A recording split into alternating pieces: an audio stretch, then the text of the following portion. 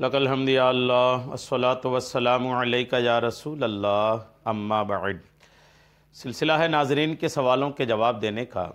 ہمارے ناظرین میں سے ایک اورنگ آباد سے ہماری ایک بہن ہے، انہوں نے سوال کی ہیں کہ مجھے رونے والی آنکھیں کیسے ملیں گی، اس کے لیے کوئی وظیفہ انہوں نے پوچھا ہے، اور انہوں نے یہ بھی کمنٹس میں لکھا ہے کہ ایسی رونے والی آنکھیں مل جائے کہ جب میں اللہ کی عبادت کروں، اللہ کے لیے سجدے کروں تو مجھے بہت رونا نصیب ہو جائے۔ واقعی میں اللہ کی محبت میں، خوف خدا میں اللہ کو یاد کر کے رونا یہ بڑی قسمت والوں کا کام ہے، اللہ والوں کا کام ہے، یہ سب کو نصیب نہیں ہوتا۔ جی ہاں، شاعر نے کہا ہے نا کہ رونے والی آنکھیں مانگا کرو، رونا سب کا کام نہیں ہے۔ جی ہاں، ذکر محبت عام ہے لیکن ذوق محبت عام نہیں ہے۔ ذکر محبت تو سب کرتے ہیں لیکن محبت کا ذوق جو ہے وہ سب کو نہیں ملا کرتا۔ جن کو محبت کا ذوق ملتا ہے وہی اللہ کے لیے رو پاتے ہیں۔ تو خدا کے لیے رونا کیسے نصیب ہو، اس کے لیے کیا کریں، کون سا عمل کریں، کون سا وظیفہ کریں، کیا کریں کہ خوف الہی میں رونا نصیب ہو جائے، آئیے احادیث پاک سے سننے کی سعادتیں حاصل کرتے ہیں۔ خوف خدا میں رونے والی آنکھیں بڑے خوش نصیبوں کو ملتی ہیں۔ خود نبی پاک صاحب لولاک سیاح افلاک صلی اللہ تعالی علیہ وسلم رب کریم سے اپنے لیے رونے والی آنکھیں مانگا کرتے تھے۔ یہ طریقہ ہے۔ اگر آپ رونے والی آنکھیں چاہتے ہیں تو رسول اللہ کے طریقے پر چلیے کہ رسول اللہ نے رونے والی آنکھوں کے لیے اللہ کی بارگاہ میں دعا کیا۔ جی ہاں، مومن کا ہتھیار سب سے بڑا جو ہے وہ دعا ہے۔ دعا کے ذریعے سے مومن اپنی ضروریات، اپنے دینی اخروی معاملات کو حل کرتا ہے۔ اللہ کریم مومنین کی دعاؤں کو قبول کرتا ہے۔ تو اگر آپ رونے والی آنکھیں چاہتی ہیں نا تو سب سے بہترین طریقہ نبی کا طریقہ ہے کہ آقا کریم علیہ السلام نے رونے والی آنکھوں کے لیے اللہ کریم کی بارگاہ میں دعا کیے کہ مولا مجھے رونے والی آنکھیں عطا فرما۔ جی ہاں، حدیث پاک میں کہ مدینے کے آقا صلی اللہ تعالی علیہ وسلم اس طرح دعا مانگتے تھے کہ اے اللہ پاک مجھے ایسی دو آنکھیں عطا فرما جو کثرت سے آنسو بہاتی ہوں اور آنسو گرنے سے تسکین دیں، اس سے پہلے کہ آنسو خون بن جائے اور داڑیں انگاروں میں بدل جائیں۔ یہ احیاء العلوم جلد 4 صفحہ 300 میں ہے۔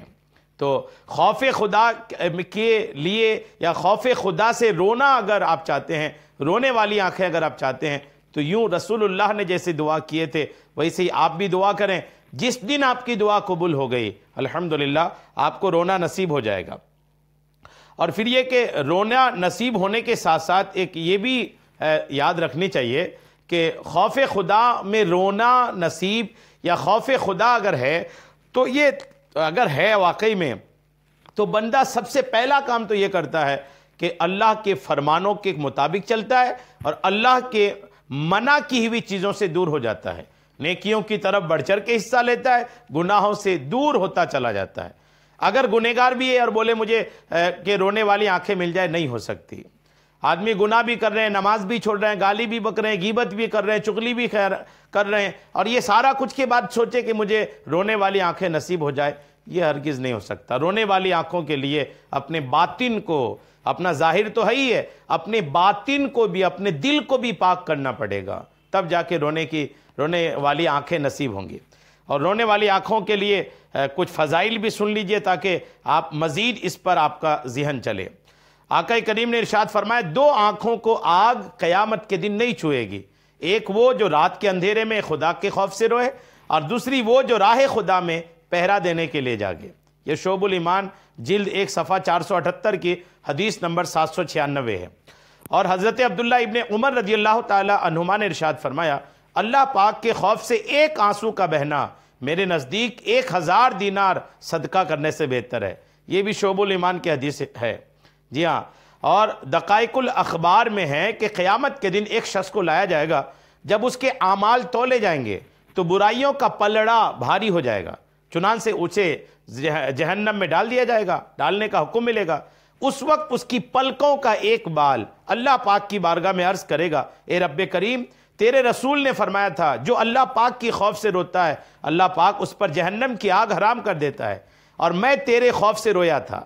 اللہ پاک کا دریائے رحمت جوش میں آئے گا اور اس شخص کو اشک بار ایک بال کے بدلے جہنم سے بچا لیا جائے گا۔ اس وقت حضرت جبریل علیہ السلام پکاریں گے کہ فلاں ابن فلاں ایک بال کے بدلے میں جنت پا گیا۔ یہ مکاشفۃ القلوب کی روایت ہے۔ رونے والی آنکھیں مانگیں، اللہ آپ کو رونے والی آنکھیں عطا فرمائے، آمین، بجاہ النبی الامین صلی اللہ تعالی علیہ وسلم۔